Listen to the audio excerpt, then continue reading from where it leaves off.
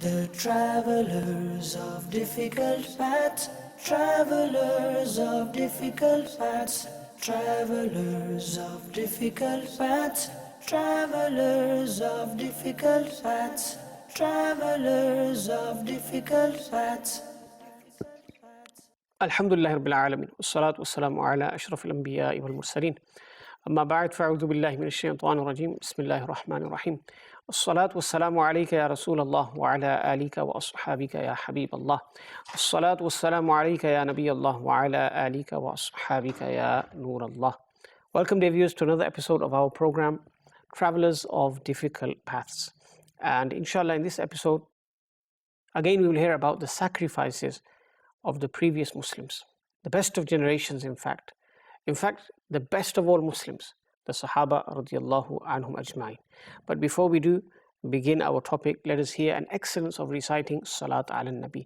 The Prophet alayhi salatu wassalam said, Sallu alayya fa inna salatakum alayya zakatun lakum. Recite Salat upon me, for indeed your recitation of Salat upon me will be purification for you. Sallu ala al-Habib sallallahu ta'ala ala Muhammad sallallahu alayhi wa alihi wa sallam. Dear viewers of Madani Channel, the initial period of Islam was a very difficult time. Great hardships were faced. And in particular in Makkatul Mukarramah, those fortunate Muslims who would enter Islam were persecuted. We have reports of Muslims being tortured, and life was made very difficult for them. We know that the Prophet alayhi salam, he was on top of Mount Safa when he announced his prophethood.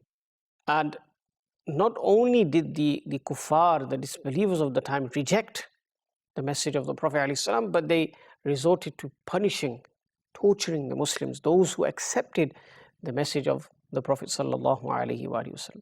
Now, when this happened, and Sahaba became martyred as well, then Sayyidina Umayr bin Ishaq states that the brother of Sayyidina Ali radiallahu anhu, Sayyidina Ja'far radiallahu ta'ala, he came to the court of the Prophet sallallahu alaihi wasallam, and he said, will you not give me permission, O Messenger of Allah sallallahu alaihi wasallam, that I migrate to a location, a place where there will be comfort, there will be ease, and I can worship my Lord Allah Azza wa Jal there? The Prophet sallallahu alaihi wasallam gave him ijazah, gave him permission. So what did he do? He took his companions with him, Sayyidina Ja'far radiallahu ta'ala, and left. Now this migration that took place was the first migration, and the migration to Medina al-Munawwara was the second one. This particular migration was towards Abyssinia, Habsha. So from Makkah al-Mukarramah to Habsha. And as for the number of people who migrated, there's a difference of opinion, but approximately 80 people migrated. And it wasn't the case that they migrated all at once. Different journeys were undertaken for this cause. Sayyidatuna Salama radiallahu anha, she states, when the land of Makkah al-Mukarramah became constricted for the Muslims, it was difficult to live there, and acting upon the deen also became very hard. They were persecuted, punished, tortured. Then to save their iman, the Muslims migrated to Habsha. Now it's important to note that the kuffar, the disbelievers, they wanted to become successful in preventing Islam from spreading. They wanted to do anything to ensure that Islam does not spread and that they finish off Islam, ma'adallah. Now we know that when the Prophet ﷺ announced his prophethood, 40 years was his blessed age. Before that, he showed people his beautiful character, and they themselves were the first to say, he's Sadiqul Wa'di wal Amin.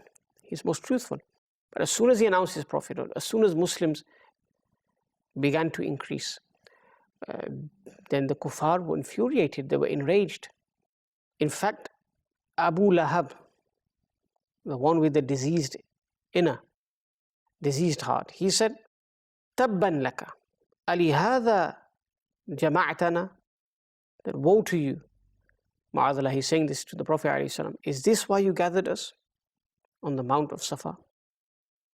So we know that thereafter persecution began. The likes of Sayyidatuna Sumayya radiallahu anha, she was martyred. Sayyiduna Bilal radiallahu ta'ala was tortured. When all of this happened, we know the cause wasn't because the Muslims had attacked them or had dishonored them or had usurped their wealth or anything of the sort. The only reason why the disbelievers were enraged and angry is because the Muslims have left the false idols and they have begun worshipping the one true Lord, Allah subhanahu wa ta'ala. And they began to have enmity, hatred towards the Muslims because of this reason. This was the only crime of the Muslims. And it's not even a crime. They saw the light, they were guided towards Islam. The kuffar, it was not in their nasib, in their fate. So when disbelievers heard that some of the Muslims have migrated towards Habsha to begin a new life, to attain ease and comfort, to gain salvation from the persecution of the disbelievers, they began to pursue them there as well, follow them there as well. Allahu Akbar. This is how much hatred they had for Islam. So what happened? Harqal, who was the king of the time in Habsha, he was sent a letter by the Prophet sallallahu alaihi wasallam. So they pursued the Muslims. When the Prophet ﷺ migrated to Medina al-Munawwara, they put a ransom on his head, a bounty on his head, ma'azallah, that whoever martyrs the Prophet ﷺ, we will give him 100 camels. Now what was this? This was their envy towards the Prophet ﷺ and a malice towards the Prophet ﷺ and Islam.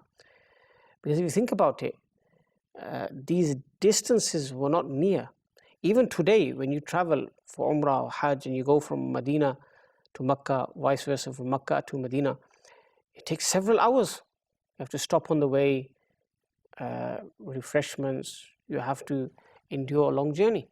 In those days, when there was no transport, no trains, no cars, no aeroplanes, nothing of the sort, people traveled.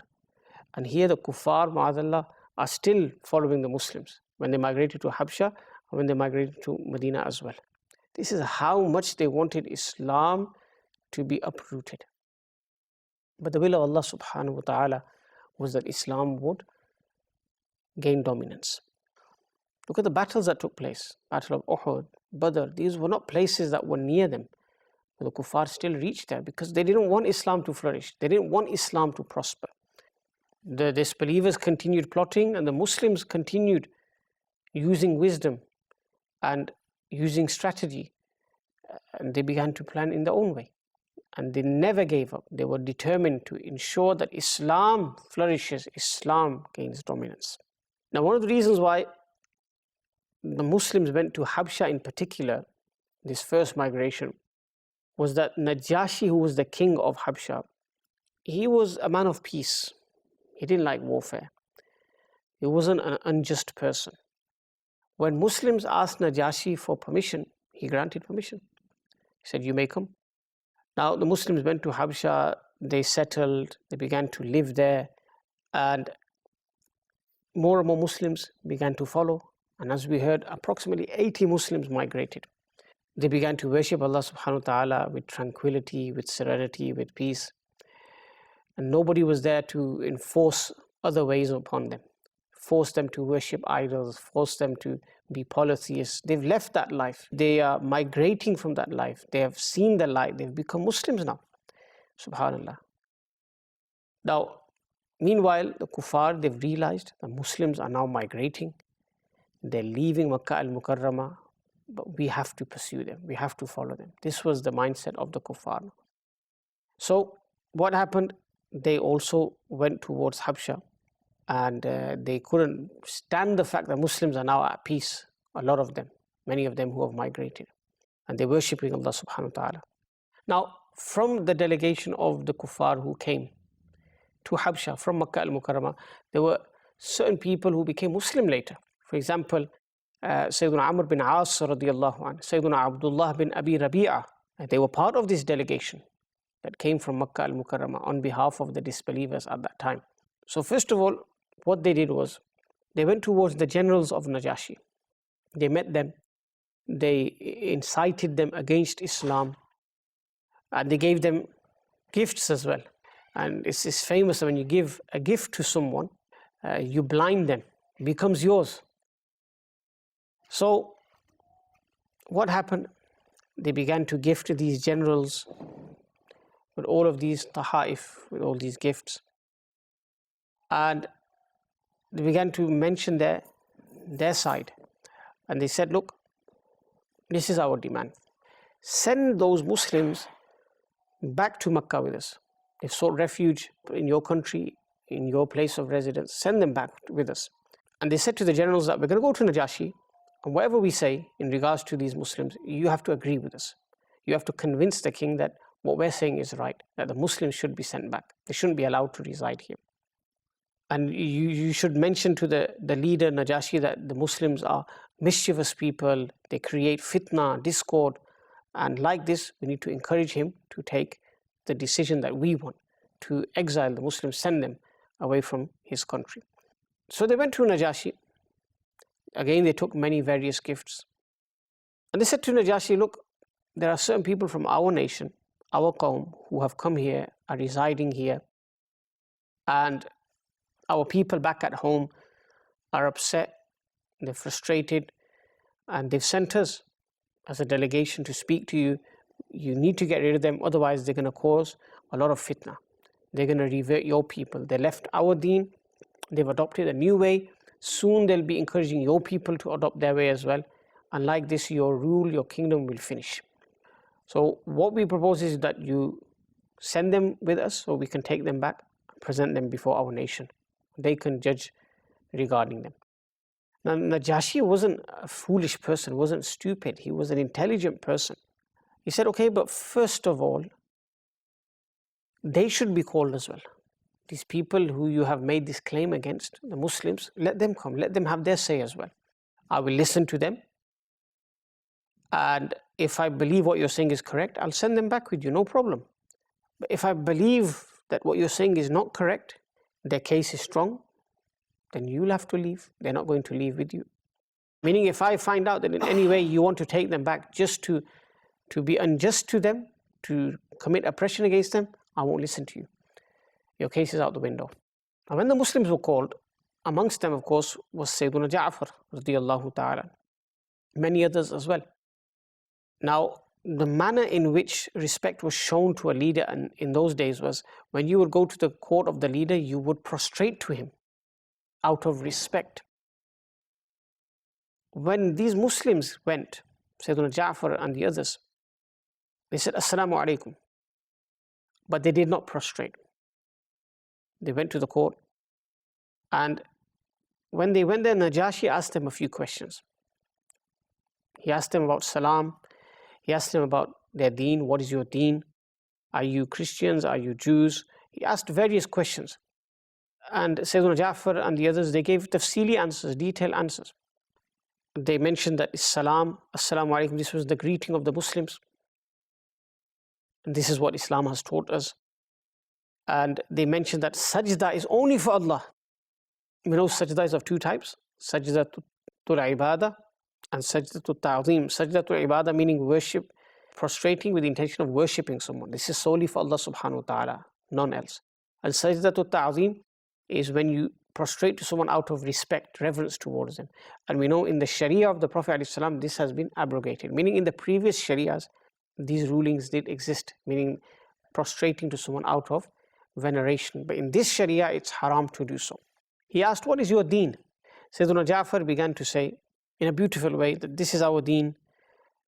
We were ignorant people, we would worship idols, we would eat carrion, dead animals, we would sever ties, we would show bad conduct towards neighbors.